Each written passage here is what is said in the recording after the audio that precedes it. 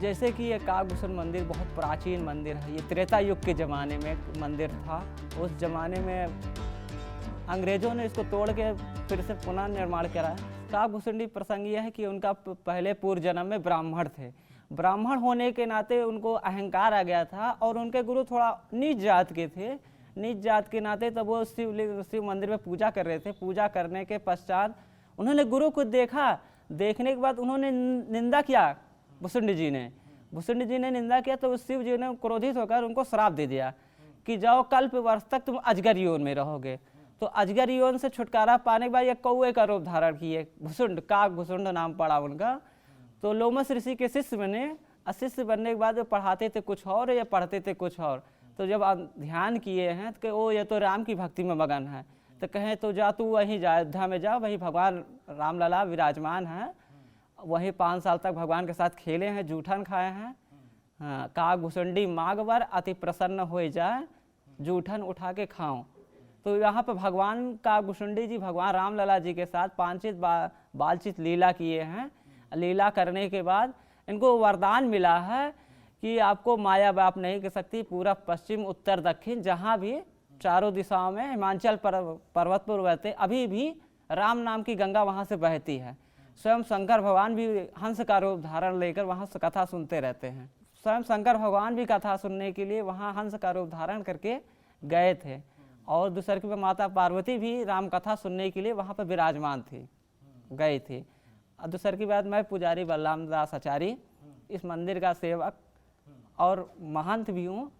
और यहाँ से कम 10-12 साल के प्रांत में पूजा वृत्तांत भोग राग लगाता रहता हूँ। ये 8वीं पीढ़ी चल रही है हमारी, 8वीं पीढ़ी चल रही है।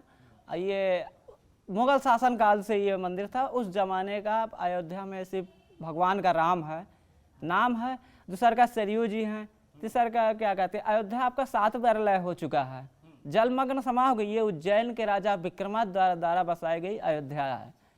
और उज्जैन के राजा, जैसे आप अनजान थे, हम भी अनजान हैं, तो उन्होंने कामधेनु गाय की मदद से उन्होंने अयोध्या का नक्शा बनाया। जहाँ जहाँ गाय गई है वहाँ वहाँ वो चिन्ह लगाते चले गए। नया घाट क्या कहते हैं, सरयू नदी से वहाँ से गाय चली है, नागेश्वर नाथ रुकी है, वहाँ चिन्ह लगाए, वहाँ दूध गिरा है। तो वहाँ से जब आए हैं तो सीधे हनुमानगढ़ी रुकी है।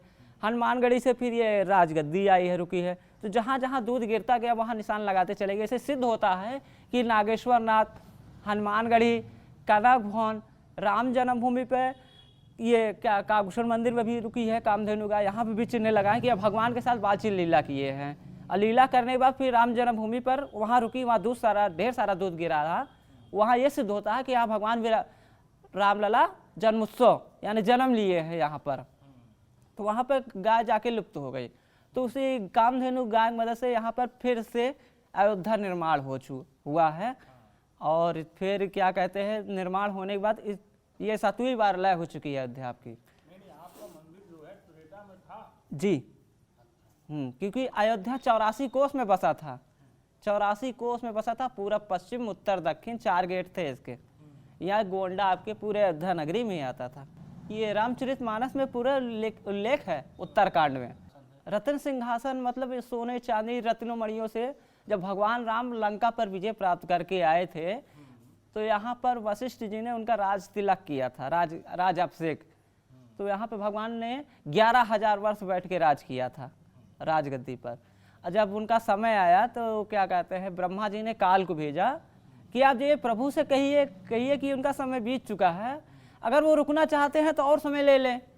क्योंकि माता सीता भूमि से उत्पन्न हुई, भूमि में लुप्त हो गई।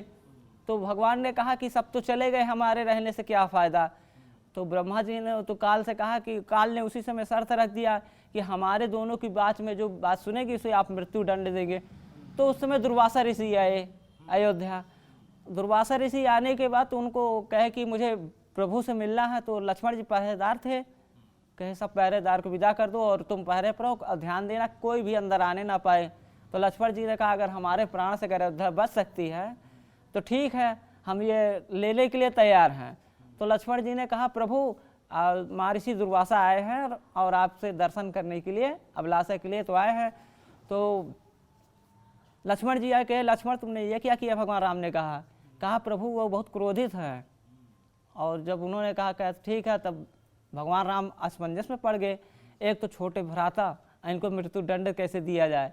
तो हनुमान जी दरबार लगी, सबसे पूछे कि कैसे इसका निवारण हो। तो हनुमान जी ने बुद्धिमान भी थे, चतुर भी थे, तो उन्होंने कहा प्रभु आप लखनलाल जी का परित्याग कर दीजिए। तो उसी समय भगवान राम लक्ष्मण जी का परित्याग कर दिए। तो वो जाकर लक्ष्मण किला में जाकर अपना श्वास रोककर शेषनाग रूप में क्षीर सागर में चले गए। तो जब उनको जाने के बाद भगवान राम भी जाने की तैयारी करने लगे, तो गुप्तार घाट जाकर सरजू जी में जाके लुप्त हो गए। चतुर्भुज रूप में क्षीर सागर में फिर से पुनः विराजित हो गए। ये यहाँ पर कहते हैं, यहाँ से लेकर बड़ा स्थान तक आपका राजा दशरथ का महल था। यहाँ पे भगवान नंगे पैर दौड़े थे।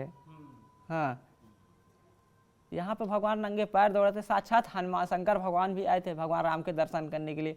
हनुमान जी को मदारी का रूप धारण करके बंदर के रूप में लेकर आए। तो शंकर जी ने जब भगवान राम रोने लगे तो राजा दशरथ पूछे कि पुत्र क्यों रो रहे हैं, कि मुझे ये बंदर चाहिए। तो उनकी इच्छा के लिए तो कई सैकड़ों बंदर इकट्ठा किए हैं, तो उनमें से कोई नहीं पसंद आया। तब ऋषि मुख पर्वत पर हनुमान जी और राम जी से मित्रता हुई है। कनक भवन की महिमा यह है कि माता जानकी की जब शादी करके भगवान बह कर आए थे, तो कैकेयी माता को ये मुंह दिखाई में मिला था। तो वही महल माता सीता जी को मुंह दिखाई में दे दी थे। कनक माने सोना, भवन माने महल। अभी भी सिंहासन पूरे सोने का है। दक्षिणी मुखी हनुमान जी का दर्शन करने से बड़ा फल लाभदायक होता है।